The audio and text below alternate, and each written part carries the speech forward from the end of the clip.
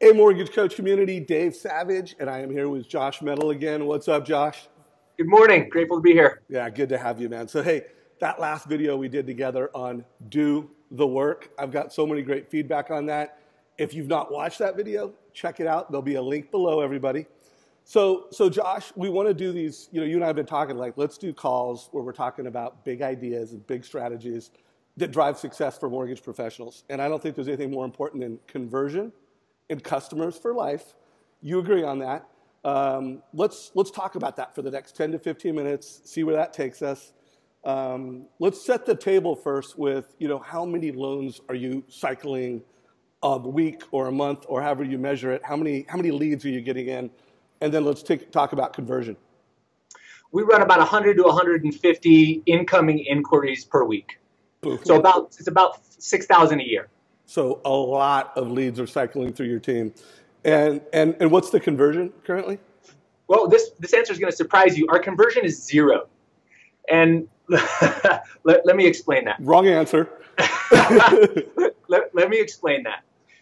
We have a philosophy on our team that we want to do unto others exactly as we would want done unto us. We expect to treat clients exactly the way we would want to be treated if our roles were reversed. And so this morning, I was looking up the definition of conversion in the dictionary, and it basically says to change someone, to convert them. And I thought to myself, that doesn't jive with our philosophy. We're not about converting people or making them into something else. We're into helping people. So we help about 100 clients a month in our busy season. For the year, our goal is about 1,000. So 80 per month or 1,000 out of 5,000 inquiries. But I think the conversation that's important to have is, as leaders, when we start using the word conversion, and units. That's a message. It sends a message to our people that our clients are metrics and units. And they're not metrics and units. They're moms and dads with kids and daughters. And we help them get into homes. And that is way cooler than units. So I think it's an important point to make that we don't want to have a spawning ground for a Wolf of Wall Street type environment with like midget wrestling and all the rest of the craziness in Wolf of Wall Street. And if we're not communicating to our people that our job's to help, our job's to serve, and that's an honor, and we should be darn proud of it, it can get lost in this conversation with units and conversion. So step one in helping you have better conversion, get rid of that word and start helping people. And that needs to come from the very top down. That's my rant. No, it's a good rant, and it's a rant I've been having with Justin Tucker, the CMO of WFG in Wes, and he's, like, how can we get away from the word lead? Totally. Because they're not leads, they're opportunities, and they're families. And to your point, it's not conversion, they're friends. And how many opportunities and families can we, have go through our sales process, and how many of them can we get to stop, trust us, respect us, and say, I trust you enough to do business with you. So it sounds like it's around 20% though. Right. There's a lot of folks that don't stop. They keep going. They either, can't get a loan now, or they find someone else for other reasons that they want to hang out with more than you. So let's talk about one more thing before we get into tactics. It's clients for life, friends for life. So that I come into this thesis that before they talk to you, they don't know you. After they do a transaction with you, they've got life, they forget about you. But during that transaction, you have their attention. Every email you send, everything you send, the total cost analysis you send, you have their attention. So what you do during that process really makes a difference on how do they come back the next time they do a loan. So what is your past customer pull-through rate? Out of 1,000 past customers, how many of them do business with you monthly and annually? Yeah, we're not tracking that metric. It's a mistake. We will do better, and I will report back to you in a very short period of time with that tracking mechanism. All right. So everybody who's listening to this, if you like what we're talking about, like it.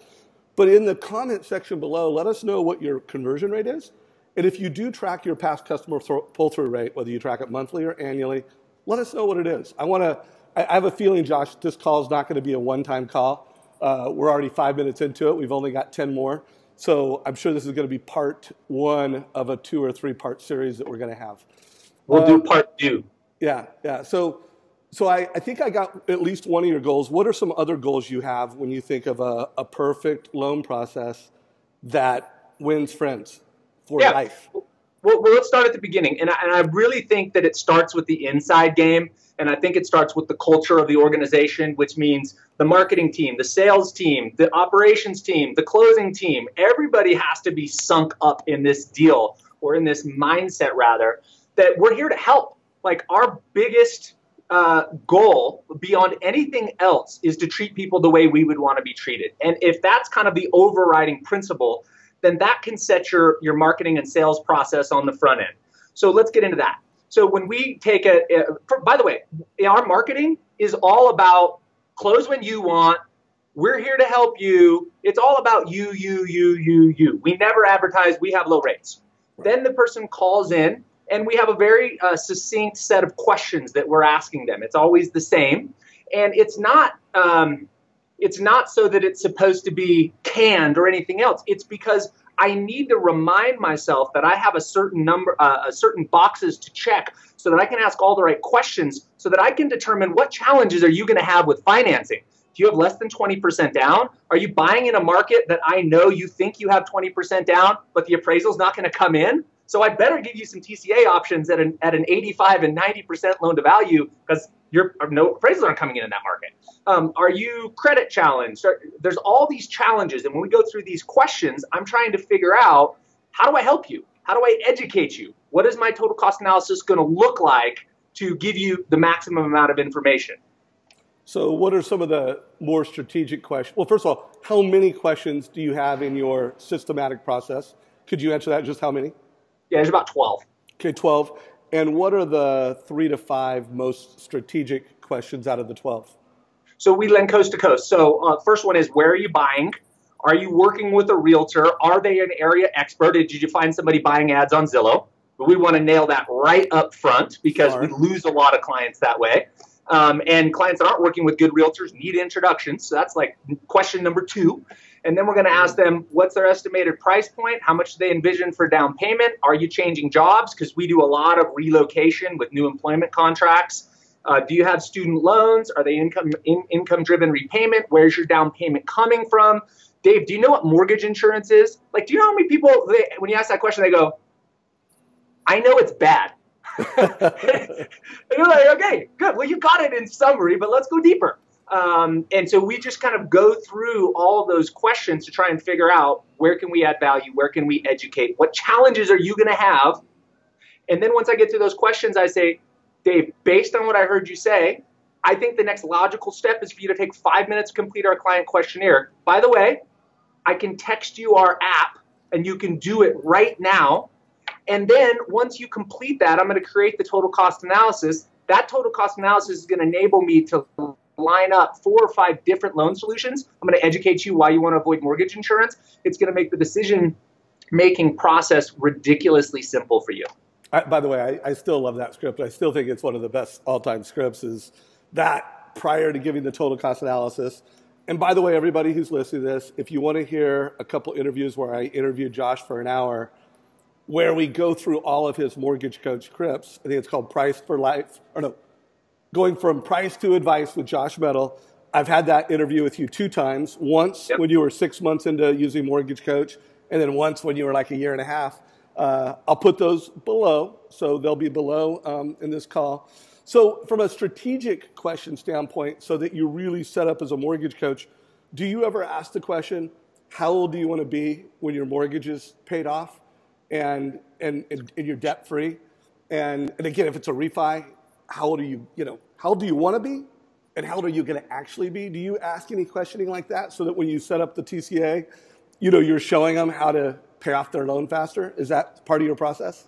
It's actually not one of our questions, but it is built into how we build total cost analysis. So our loan officer assistants who are generally, so loan officers are taking those calls and filling out those questions and then giving strategy to the loan officer assistant. Loan officer assistant is then scrubbing the client questionnaire once it comes in and building the total cost analysis based on kind of the marching orders from the loan officer.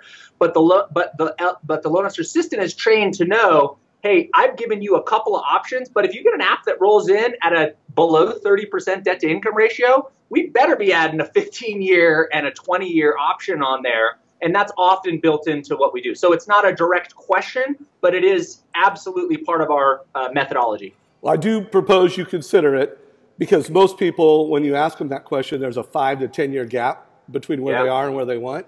And it's not so much that you'd recommend a 15-year loan. It's more like when you show your options, you can say, hey, if you paid an extra 100 here, look how much faster you could pay down your mortgage. And you're, without changing the loan, you're showing them how to pay off their loan faster, which again creates value and separation. Anyway, it's a great point. Something to think about. We can talk about it later. So we're 10 minutes in. We got 4 more minutes. There's definitely going to have to be a part 2 and a part 3 to this. What are some things that you've done to upgrade your perfect loan process? Just call it modern. It's a modern, perfect loan process. What are some of the most recent upgrades you've made? Okay.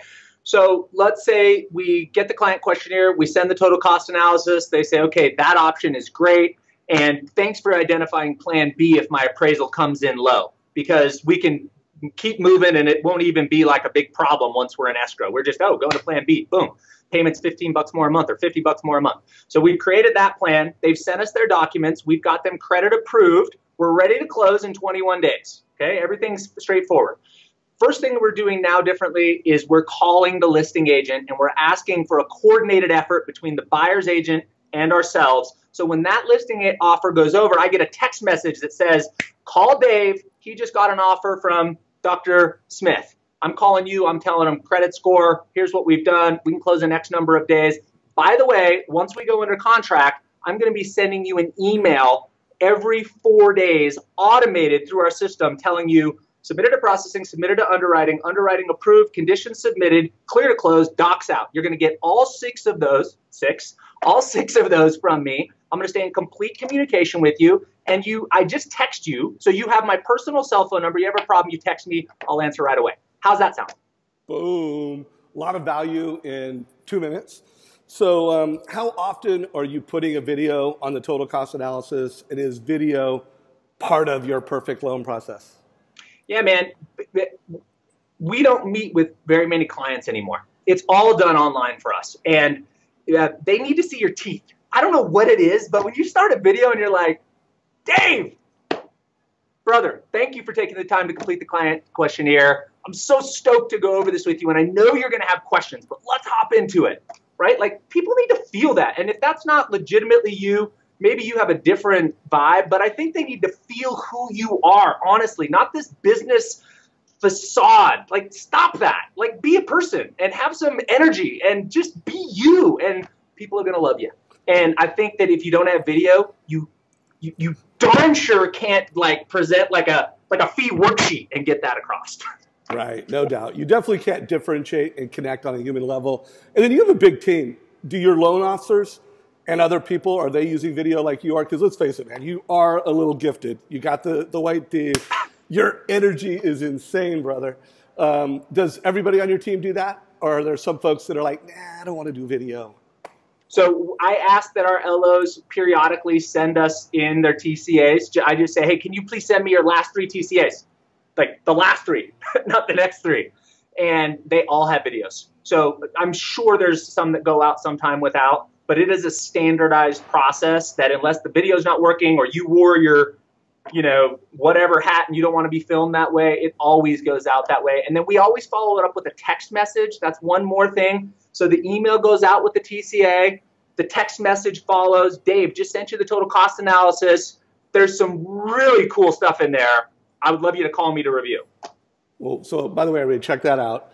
Email goes out, but there's a text to push it and remind it. I think that's a big takeaway. So let's break this down. It starts with the heart of a teacher and someone who truly wants to help a family. Not a lead. It's not convert lead. It's help family make friend. Yes. Again, some goals that we can talk about in next calls. that I think are modern. I think, we all need to be looking at how do we get 5-star reviews.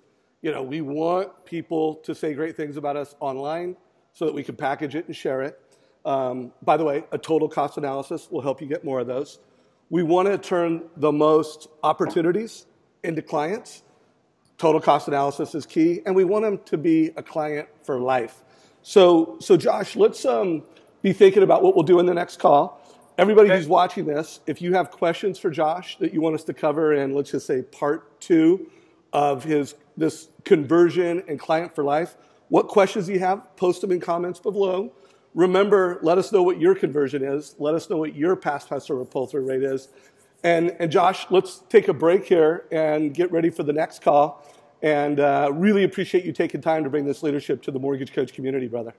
My pleasure, man. Good to connect with you. Yeah, no doubt. And remember, folks, share this. If you're a manager, share it with your team. Have a sales meeting on this. And if you're not a leader, you don't have a team, share it with a mortgage friend that you care about. Hey, by the way, before we cut off, the reason I love doing these is because A, I have to put thought into it, which always sharpens me, and B, you just nailed me twice for 2 things that I'm not doing. So now I got to go back to work and I got to implement those. So thank you very much for pointing out my inadequacies. What are the 2 things, by the way? Well, the first one was the tracking the past clients, like how many are we getting? Okay. Right? And then the second one, I'm going to have to watch the video because I don't remember. But there were 2 in my mind that I have to implement. All right. I love it. All right. Take care, brother. Thanks, buddy.